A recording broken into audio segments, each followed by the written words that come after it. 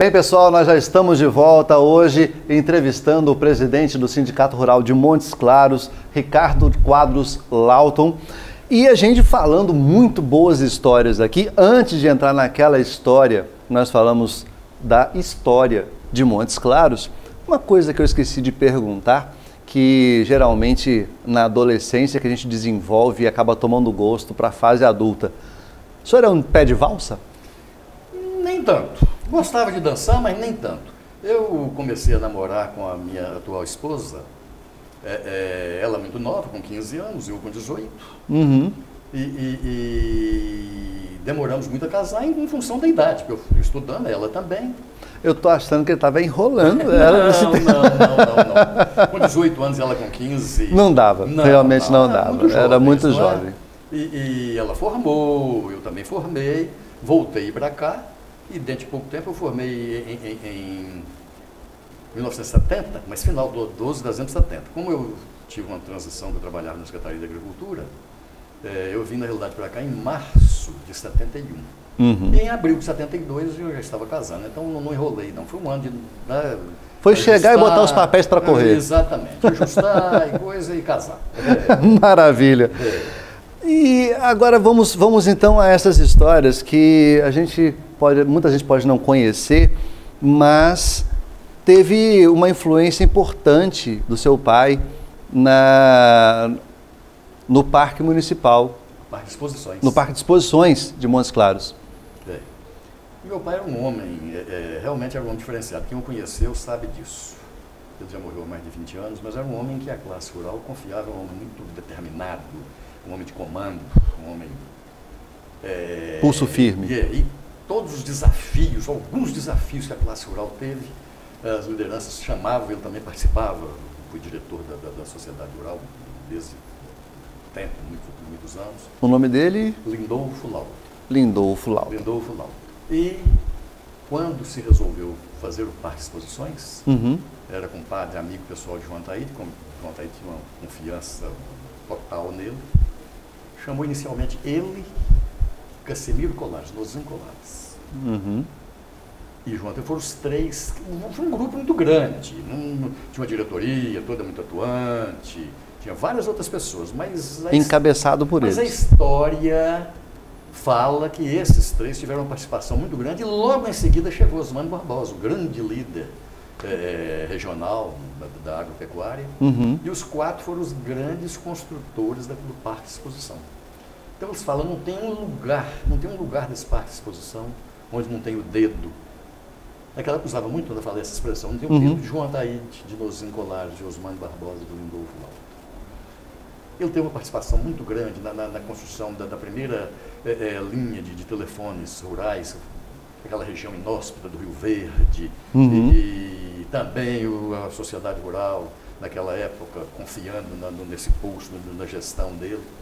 Ele foi administrar essa implantação dessa rede, que correu aí quilômetros e quilômetros, e dotou várias fazendas naquela ocasião, daquele telefone de magneto. Está ainda na manivelinha ainda. Da manivelinha, isso na década... Telefonista e tal. Telefonista, exatamente. Ele também fez a convite de João Taíde, ele fez o projeto e administrou a construção dos currais da Fremisa, comprou toda a madeira, um grande frigorífico, um dos maiores frigoríficos do país. Fez também o curral, isso sem remuneração, viu? Por iniciativa dele mesmo. É um trabalho voluntário. Os currais do Frigonorte, foi ele que fez. Ele ajudou até a escolher o local, ele fez parte do Conselho de Administração e Conselho Fiscal do Frigonorte. Era um dos 20 participantes do grupo e assumiu que o Frigonorte foi iniciativa estatal do governo Magalhães Pinto. Aí, sob a liderança de João Taíde, resolveram 20 produtores rurais assumir o controle acionário do Frigonorte. E conseguiram. Conseguiram. Um grupo que cresceu muito, fez a Corte Norte, Passo Norte, mas o tempo, infelizmente, acabou extinguindo, né? Com certos problemas, acabou não dando certo. Foi um grande frigorífico na ocasião. Sim. E ele, em reconhecimento aos trabalhos que ele fez pela classe rural, o vereador, na época o vereador Cláudio Avelino Pereira. Sim. Fez um projeto denominando aquela área em frente ao Parque de Exposição. Sim, uma pracinha. Denominando o nome dele, Praça Lindolfo Lauton. Foi aprovado por unanimidade na Câmara e o prefeito da época, Mário Ribeiro, não só sancionou, como mandou fazer um busto e colocar com a placa lá. Hoje que ela chama a Praça Lindolfo Lauton, tem um busto dele lá. É com muito orgulho para nós, que Montes Claros é uma cidade que a memória no Brasil, de modo geral. Não tem uma memória muito boa. Não tem. E pelo menos a memória, o nome dele está gravado indelevelmente na história da cidade, porque tem um busto. Existem poucas pessoas que são homenageadas com um busto aqui em Montes Claros. É verdade. Para orgulho nosso e nossa família, é um deles. Pessoal, olha, lembrando então, chegando ao Parque de Exposições, prestar mais atenção lá, porque realmente eu lembro, eu sei onde fica, já notei esse busto lá, é importante para a gente poder relembrar a nossa história. E eu com muita alegria também, Denis, eu acompanhei a construção do parque. Eu lembro do terreno lá sem absolutamente nada. Que idade, mais ou menos? O parque foi inaugurado em 57, quando eu tinha 11 anos. 11 anos, ainda bem jovem. Perfeitamente. E o parque, a construção do parque, não chegou a 2 anos, foi muito rápida a construção. Então começou quando eu tinha 10 anos e 11 anos e pouco, você estava sendo inaugurado. Lembro do terreno, do trator trabalhando na limpeza do terreno, na terraplanagem. Preparando. Sob a direção de um engenheiro que tinha aqui, muito conhecido, Newton Veloso, que era do DR. E depois a construção dos pavilhões, dos currais, a construção daquela estrutura, dos muros em volta e tal. Altos muros. Depois disso, várias diretorias foram melhorando, acrescentando e ampliando o parque. Hoje é um dos grandes parques do país, por orgulho da classe rural, por orgulho da sociedade rural, que é dona do parque, e orgulho também do sindicato rural, que é uma entidade co-irmã da sociedade rural. Né? Maravilha. Por falar em história, um presidente da República que está marcado para o resto da vida na história do Brasil, Juscelino Kubitschek. Soube de uma história, inclusive, de uma foto que tem um certo presidente do Sindicato Rural que estava com a carinha ali junto, no meio de grandes autoridades, inclusive o presidente. Como é que foi essa história com Juscelino Kubitschek? Na inauguração do Parque de Exposição, em 1957, foi o ano também do centenário da cidade. Sim. Do centenário. E naquela época fez-se hoje usa o termo lá, vamos fazer um jantar. Um jantar. Naquela época era banquete. Banquete. Um banquete em homenagem ao presidente. E naquela ocasião, apenas um parêntese, o Norte de Minas tinha 2 chefes políticos do antigo PSD, Partido Social Democrático, não esse PSD de hoje, o PSD antigo, de Valadares, Bias Forte, Juscelino. E tinham 2 chefes políticos de muito prestígio no Norte de Minas. Era o Idalino Ribeiro, em Salinas, Coronel Idalino Ribeiro, de muito prestígio, e o Alfeu Gonçalves de Quadros em Montes Claros, foi prefeito aqui, era um homem de muito prestígio.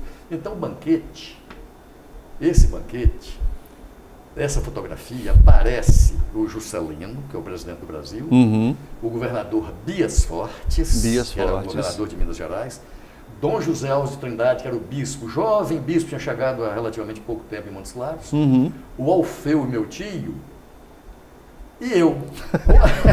Com 11 anos, quase 12. Hoje eu seria denominado, assim, ele aí é o papagaio de pirata. Por cima do ombro ali. Naquela época não havia essa intenção. Eles estavam sentados e eu naturalmente, chegou ali. Atrás deles tiraram a fotografia. Essa fotografia, eu tenho essa fotografia. Vamos olhar essa foto aí. Essa foto realmente é impressionante, é marcante. Do Parque do Centenário. E um dos maiores presidentes que o Brasil já teve, que é o Juscelino. Né? Sim, é realmente uma marca histórica, importante. De desenvolvimento e de democracia. Até porque mostra o prestígio, inclusive, de Montes Claros. Para ter um presidente aqui na inauguração, no centenário da cidade. Bacana, muito legal. Com relação a trabalho, vamos falar de emprego. Qual foi o seu primeiro emprego? Lembro que você falou aí que foi assessor. Foi esse seu primeiro emprego? Foi o primeiro emprego. Eu era estudante, depois fui em Belo Horizonte, fui para lá muito jovem. Quando eu passei no vestibular, o primeiro vestibular que eu fiz, passei tanto na PUC como na Federal. Optei pela Federal. Grandes professores, uma grande faculdade, a tradicionalíssima Casa de Afonso Pena, realmente uma academia de direito no Brasil, respeitadíssima até hoje. Sim. E ombreia com a Faculdade de São Paulo, as duas grandes faculdades de Direito do país. No segundo ano, quando eu estava no segundo ano, foi o meu primeiro emprego, eu fui oficial de gabinete da Secretaria de Segurança Pública. O secretário de Segurança, o saudoso Joaquim Ferreira Gonçalves, que tinha lá em Montes Claros, em Belo Horizonte, o apelido de Joaquim Carijó, porque era um atleticano. Eu fazia parte do conselho do Atlético, era um atleticano, uma figura simpaticíssima. Ele era o secretário de Segurança, ligado a um meu tio, que era desembargador, chegou a ser presidente do tribunal, Laír Santos, muito amigo do meu pai também, me convidou para a assessoria para ser oficial de gabinete. Já um cargo importante para pouca idade. Com o segundo ano de Direito, foi muito importante para mim, me relacionei muito com a classe política, eu atendi constantemente lá, o deputado federal que nós tínhamos era o Luiz de Paula. Luiz de Paula. E o Edgar Pereira.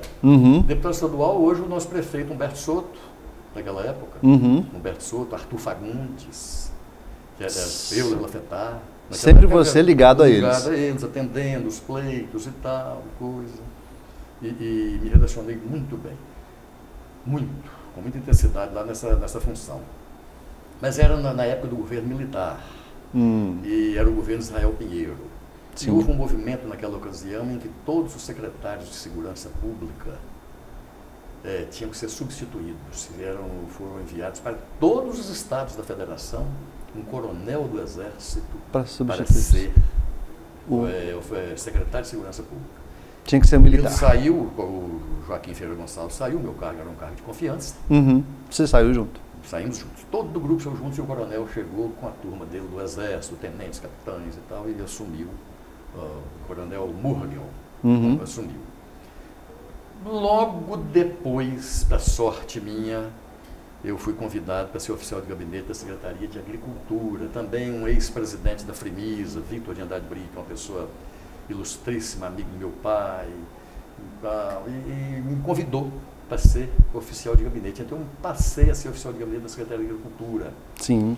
Ajudei muito, até onde pude, várias exposições aqui na gestão de 10 em Dias e de outros presidentes daquela ocasião, até me formar. Eu formei no dia 12 de dezembro de 1970. Sim.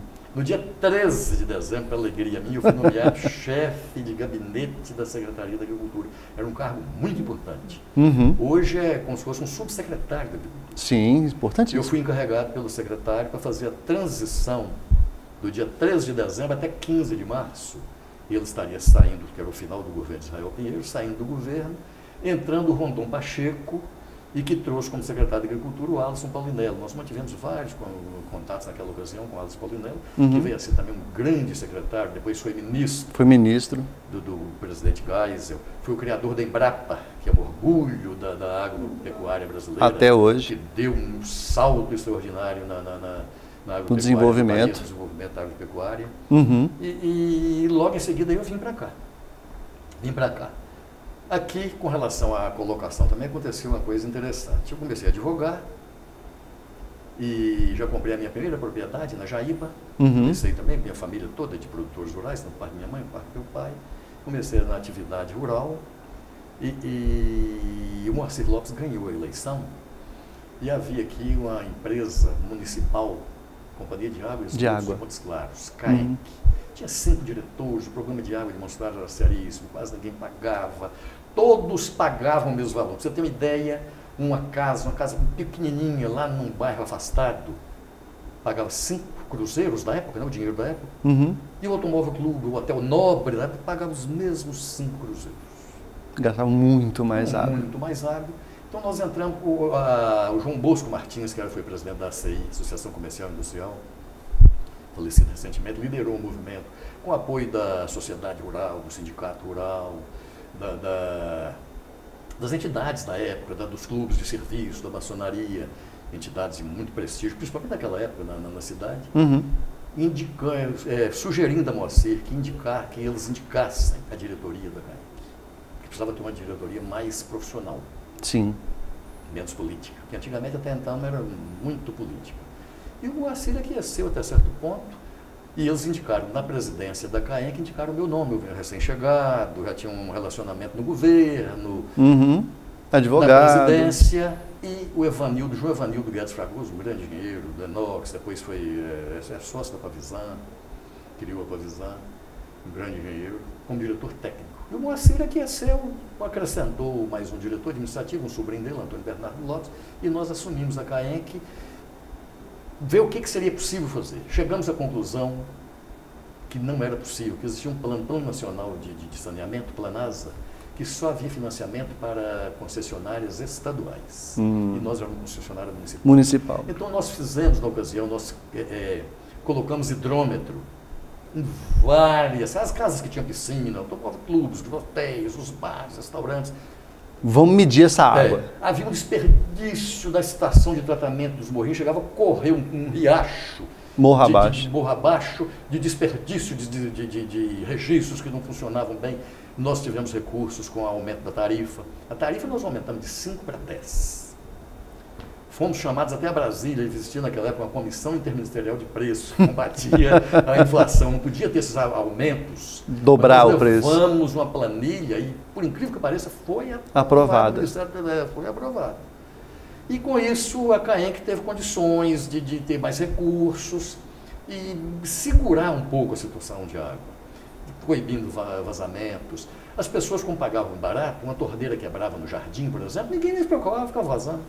Nós colocamos equipes de graça para ir nas casas, para trocar aquelas rosquinhas de valsa e conseguimos dar uma melhorada boa na situação de água. Colocamos mais uma bomba num serviço que Toninho Rebelo tinha feito, no Pai João, e deu para dar uma aliviada na situação hídrica. Na situação. Cortamos, nas adutoras, tinha várias pessoas que tiravam água, nós cortamos. Inclusive de amigos do meu pai, mas tiveram o bom senso de ver que era utilidade pública, a cidade precisava.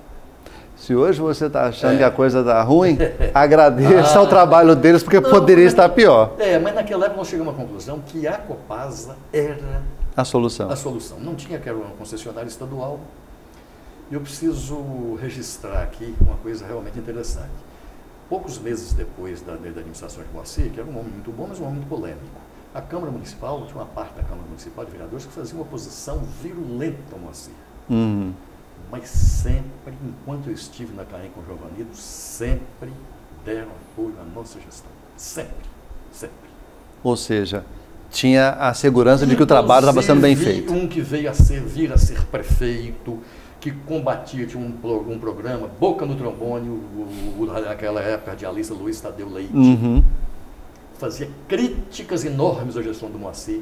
Eu chamei o Luiz Tadeu, fui com ele na estação dos Morrinhos, mostrei ele o que era possível fazer. E por incrível que pareça, ganhou apoio. Ele criticava a gestão e não criticava a CAENC.